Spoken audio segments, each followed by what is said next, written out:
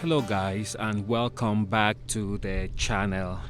Today we are looking at the HUMMER H2 and we will be discussing reliability issues. Is the HUMMER H2 a reliable vehicle?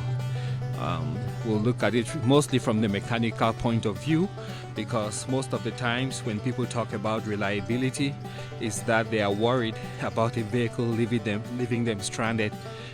Maybe you go visit somewhere, after you're done you jump into your vehicle, you try to start it and it doesn't start up. So that's what we are mostly going to be looking into, and then by the time we are done with this video we will see, you guys will be able to determine what I think of the HUMMER H2, if I consider it to be a reliable vehicle. But first, let's jump inside and go for a quick spin.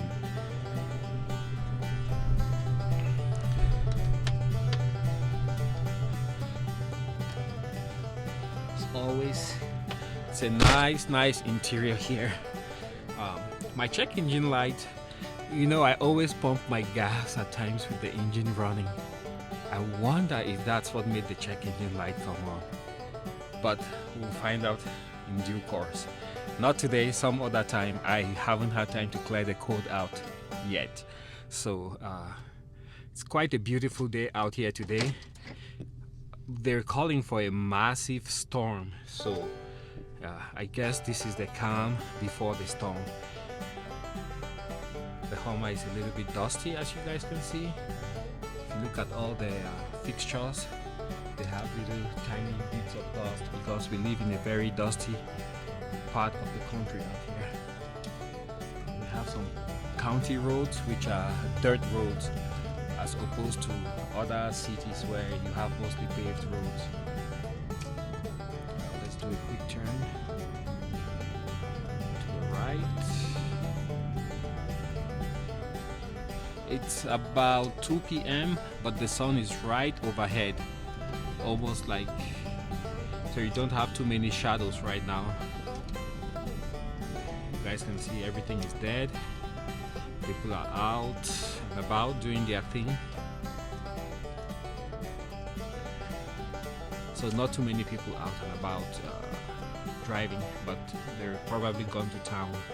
So I'll park right here, jump out, and then we can talk about reliability of the HUMMER H2. Okay, let's open the door. So what we're looking at is my 2003 HUMMER H2. The HUMMER H2 was produced between 2003 and 2009. During that time period, they produced about under 160,000 units for sale here in the United States.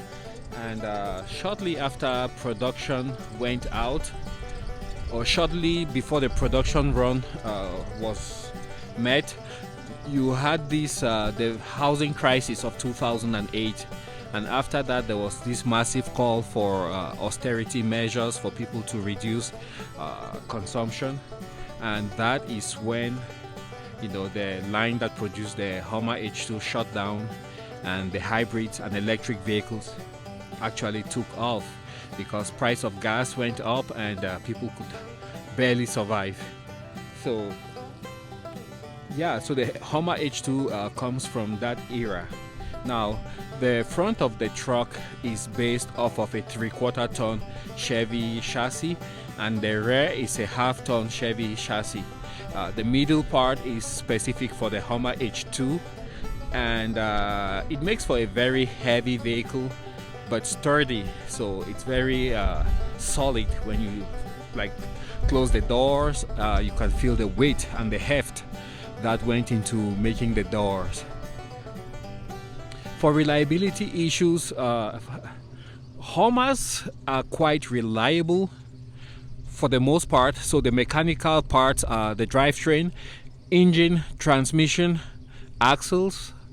Those are pretty damn solid. They will take you, you know, upwards of 200,000 miles without any major issues. Where you would run into complications is where you have a driver who, you know, has a very heavy right foot. That will put a lot of strain on the early transmissions, and you tend to have such drivers replace their transmissions usually about the 100,000 to 150,000 mile mark, and that is pretty common. But if you are judicious and you drive carefully without accelerating like a jackrabbit, then you can expect to get much more mileage out of your Hummer H2 transmission. The later versions, 2008, 2009, are the more desirable years, and the transmission there was beefed up. It's a different type of transmission with 6 speeds, and it can handle a lot more horsepower and hot rodding. The engine is the 6.0 liter V8 Vortec, and it's a pretty proven engine design. Most people with the Hummer, they drive them as weekend vehicles, so they tend to forget or they tend to neglect doing routine maintenance on the Hummer. That particular engine, I can attest with routine maintenance and using good quality oils, not always synthetic, but synthetic is better. You can expect to get very long life out of the engine. So based on what I just said, you can say that the drivetrain of the Hummer is pretty reliable if treated correctly. Now for the electronics, the Hummer has pretty good electronics with one major flaw. You see the position markers on the roof? Those are known to leak, and they would leak water into the Hummer, causing damage to the ABS system. The computer for the ABS, I believe, resides under the driver's seat, so when it leaks on the roof, the water finds its way down underneath the seat and damages that computer, which needs to be replaced, and it is not cheap. Apart from that, you might have other electrical issues with the wiper mechanism. In case water leaks into the vehicle, then you might be driving and it's raining, and suddenly you see your wipers come on their own. So that was the subject of a recall by GM, and they fixed all of those wiper control modules. The one other thing to consider is the HVAC system in the Hummer. That is known to malfunction, and in case it fails, then you won't be able to select, you know, like heat, cold, and what direction it should blow, maybe to the legs or to the face or to the windshield. The brake lines on the Hummer are also known to rust out.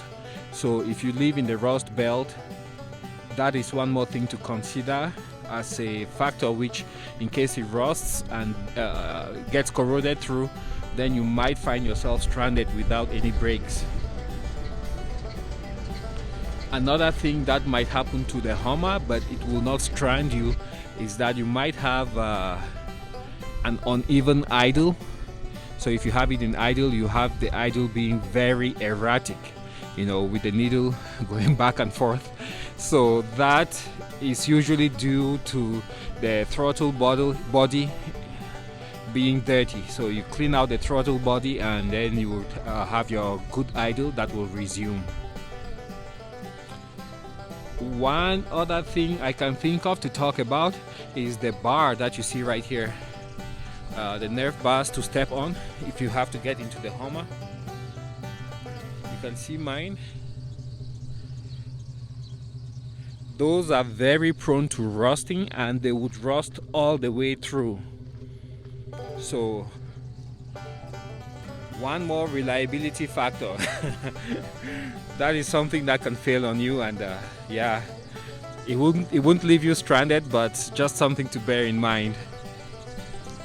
So as you guys can see, with all these factors, the major thing would be just that the transmission, if not treated correctly, might go out on you. You have difficult shifting between first and second, and then also electrical issues coming mainly from water ingress from those marker lights on the roof. So with that being said, I would say the Hummer in its original form, if you don't have aftermarket wiring, a lot of things that people have added, removed and messed up with the original wiring, the vehicle itself is quite reliable, and so long as you don't take it to extreme off-roading conditions, deep mud, deep water, then the vehicle should be quite reliable. One last thing I want to talk about is the driver's side folding mirror. The Hummers came with folding mirror, so what you do is you press a button inside on the control panel for the mirrors, and you would have the mirror actually fold itself in when you park.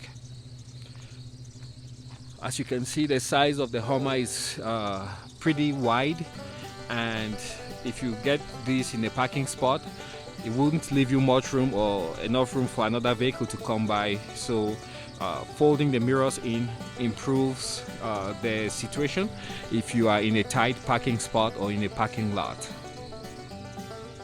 So those are some of the things that might fail on the Hummer, and like I said, I think it's a pretty reliable vehicle if it's found in its original unmolested form.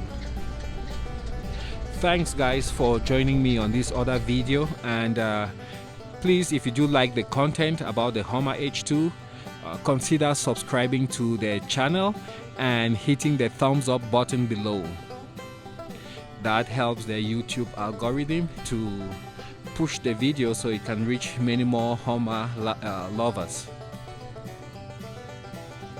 Alright, I will catch you guys on the next one, and thanks for joining me on this video. Bye.